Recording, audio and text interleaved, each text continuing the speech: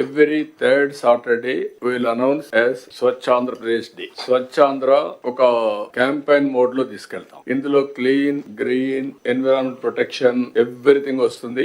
Garbage clean చేయడం దగ్గర నుంచి మీరు అనుకున్నటువంటి పంచాయతీల్లో ఇన్ఫ్రాస్ట్రక్చర్ మొదలుకొని సేమ్ యాంగిల్ ఏదైతే గార్బేజ్ ఉందో వెట్ వేస్ట్ గానీ, డ్రై వేస్ట్ గానీ, లిక్విడ్ వేస్ట్ గానీ everything has to be dispose, clean గా పెట్టాలి. ప్రెమిసెస్ మీ జిల్లాలో పరిశుభ్రంగా ఉండాలి. దీనికి ఎంతమందిని వీలైతే అంతమందిని మీరు మొబిలైజ్ చేసుకుంటారు. ఆల్ ఆఫీసెస్ కూడా ఆ రోజు పని చేయక్కర్లేదు. వాళ్ళ ఆఫీస్ కూడా క్లీన్ గా పెట్టుకోవాలి.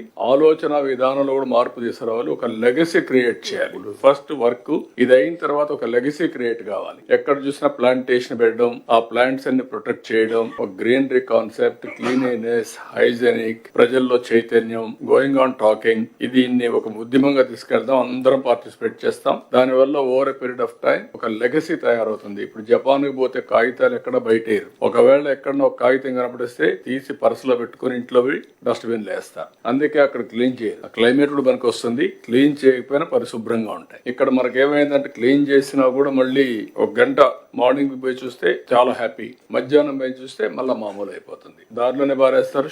టీ కొట్టు నుంచి నేరుగా రోడ్డు మీద పడేస్తాడు. ఇల్లు క్లీన్ చేస్తారు, రోడ్డు మీద పడేస్తున్నారు. ఇవన్నీ వస్తున్నాయి. దీన్ని మనం ఒక రోజులో అయిపోతుంది కాదు. Old habits won't die so easily. Going on reminding, practicing, then it will have a day.